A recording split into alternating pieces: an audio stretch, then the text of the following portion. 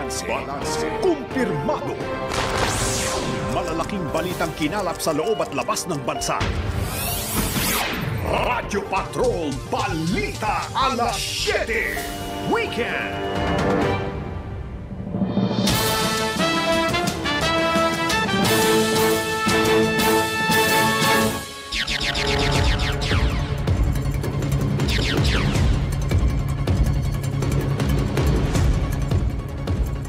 Sa ating Radyo Patrol Balita Alas 7 Weekend, presyo ng LPG bumaba, panibagong big-time oil price hike nakaambas sa Martes. Mga dadalaw sa sementeryo ngayong undas maagang pumila. Davao Oriental, niyanig ng magkasunod na lindol. Bagong bagyo inaasahang papasok sa PAR bukas, tatawaging Bagyong Tino. Yan ang ating mga headline. Ako po si Robert Mano sa detalye. Good news muna mga kapamilya. Bawas presyo sa liquefied petroleum gas o LPG ang bumungad ngayong unang araw ng Nobyembre. 50 sentimos kada kilo o higit 5 piso kada regular na tangke ang tapyas ng Petron. 45 sentimo naman per kilo ang Solein, habang piso kada kilo o 11 pesos kada regular na tangke ang ipinatupad ng Regasco. Dahil na rin ito sa epekto ng International Contract Price. Samantala, namumuro ang panibagong big-time oil price hike sa Martes. Sa taya po ng ilang taga-oil industry, posibleng maglaro sa 250 hanggang 270 kada litro ang dagdag sa diesel at 150 hanggang 170 naman sa gasolina.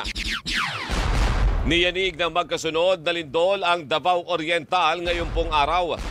Alas 5:21 na madaling araw nang tumama ang magnitude 5.2 na sa bayan ng Tarragona. Walang inaasahang pinsala pero posible ang aftershock sa pagyanig na may lalim na 10 kilometro at tectonic ang origin. Makalipas naman ang 6 na minuto, niyanig naman ang magnitude 5.1 na lindol ang bayan po ng Malay. Sinabi sa DZMM ni PVOX Director Teresito Bacolcol, aftershock naman ito ng malakas na lindol noong October 10. Pareho lang sila ng source, it's the Philippine trend. We will still expect aftershocks pero pakonti na pakonti yung numbers. Undas 2025. Dagsana ang mga dadalaw sa mga sementeryo ngayong undas. Sa Bagbag Public Cemetery sa Quezon City, maagang pumila ang mga bisita kahit alas 6 pa ng umaga ang bukas. Kabilang ang pamilya ni Dariel Mendoza. Inaasahan namang triple ang dami ng dadalaw ngayong araw sa Bagbag mula sa 30,000 kahapon. Di po talaga namin alam na alas 6 yung bukas pala. Kala namin makakapasok na kami agad. Pumunta kami maaga para makapasok sana agad kasi expected naman natin na maraming pupunta ngayon. Umabot naman sa halos 2,000 ang dumagsa sa Manila North Cemetery simula kaninang madaling araw.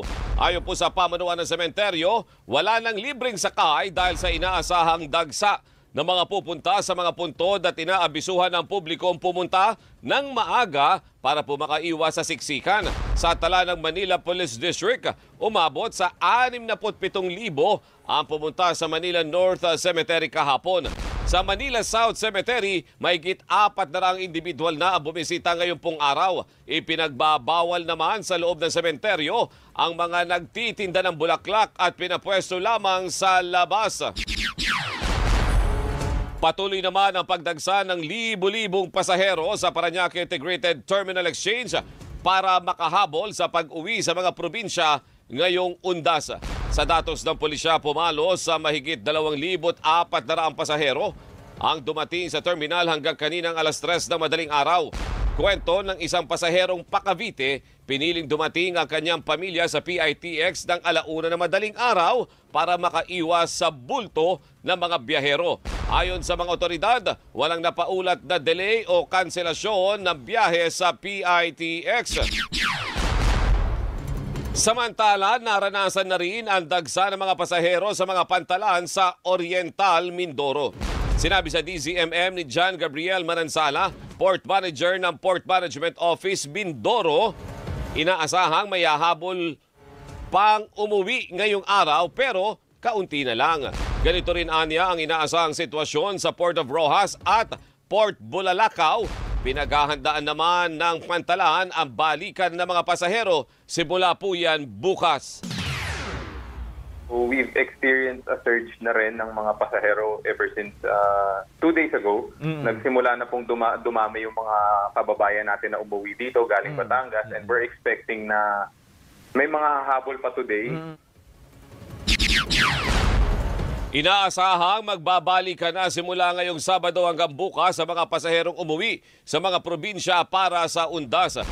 Sinabi ng North Luzon Expressway o NLEX na asahan ang pagbigat ng daloy ng trapiko dahil posibleng lumobo pa ang bilang ng mga pasahero. Dahil dito may itinilaga silang 3 daanan palabas at papasok ng Metro Manila, kabilang ang Balintawak, Karuhatan at sa Mindanao Avenue. No work, no pay ngayong November 1 na special non-working day. Sa advisory po ng Department of Labor and Employment, ang mga manggagawang hindi papasok ngayong araw ay walang matatanggap na sweldo, maliban na lang kung may company policy o collective bargaining agreement na ginagarantyahan ang pagbabayad ng special day. Karagdagang 30% naman sa arawang sweldo ang matatanggap ng mga empleyadong papasok sa trabaho. Nasunog ang isang bahagi ng eskwelahan sa Barangay Genti de Leon sa Valenzuela City.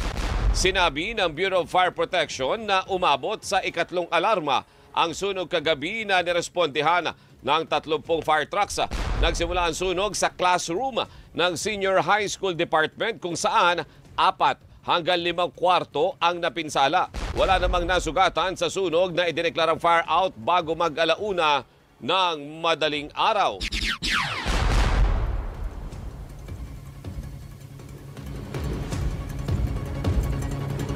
Sa lagay naman ng Panahon, Patrol! Sa lagay naman ng panahon, ganap ng bagyo ang binabantayang low pressure area sa labas ng Philippine Area of Responsibility. Huling namataan ang bagyo sa layong 1,425 kilometers silangan ng northeastern Mindanao. Taglay ang lakas na hangin aabot sa 45 kilometers per hour at pagbugsong 55 kilometers per hour. Sa forecast track, inaasahang papasok sa PAR ang bagyo bukas at pinangalan ng Tino at posibleng maglandfall sa bahagi ng Eastern Visayas at Caraga sa Martes. Samantala, magiging maulan sa Cagayan dahil sa shear line, gayon din sa Visayas, Mindanao, Bicol Region at ilang bahagi ng Mimaropa dahil sa Intertropical Convergence Zone. Maulan din sa Palawan dahil sa namataang low pressure area.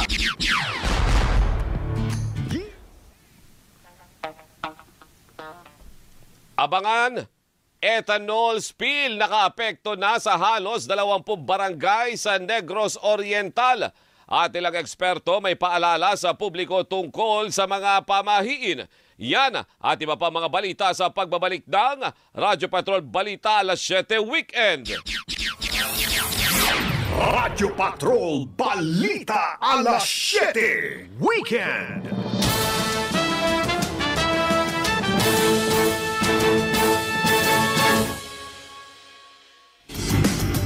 Ito po ang ilang paalala para maging ligtas at mapayapa ang paggunita ng undas.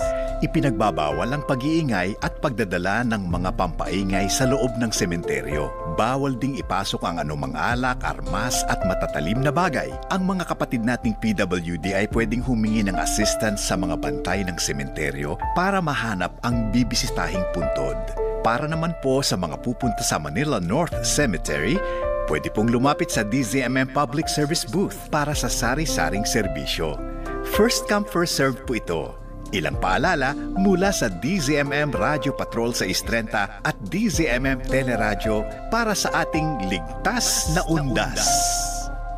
Mahalaga para sa akin yung menopausal stage right now na ma-share sa ibang mga kababaihan kasi matindi yung naging symptoms ko, yung pinagdaanan ko. So part na rin nung naging advocacy ko is to tell the truth to a lot of women dahil marami sa ating mga kababaihan, hindi nila talaga alam kung ano yung nangyayari pag sila ay nasa menopause stage. So lagi ko pong sinasabi na pag-usapan natin ito kasi bakit lahat ng babae takot pag-usapan ang tungkol sa menopause. Nung nagkaroon tayo ng menstrual period, na-explain ito ng mga nanay. Nung nagbuntis tayo at nagkaanak, na-explain kung ano ang i-go through na journey. Bakit nung nag-menopause, walang nagsalita, walang nagpaliwanag, walang nag-advise. Habang nalalaman natin kung ano yung gino-go through ng isang babae at ng isa pang babae sa kanilang menopause stage, ay importanteng nararamdaman natin that we're here for each other. Para hindi siya binabrush off lang at sinasabing, hindi, okay lang yan, normal lang yan, hindi, madadaanan mo rin yan, hindi, malalagpasan mo rin yan. So no, pag-usapan po natin, ano ba talaga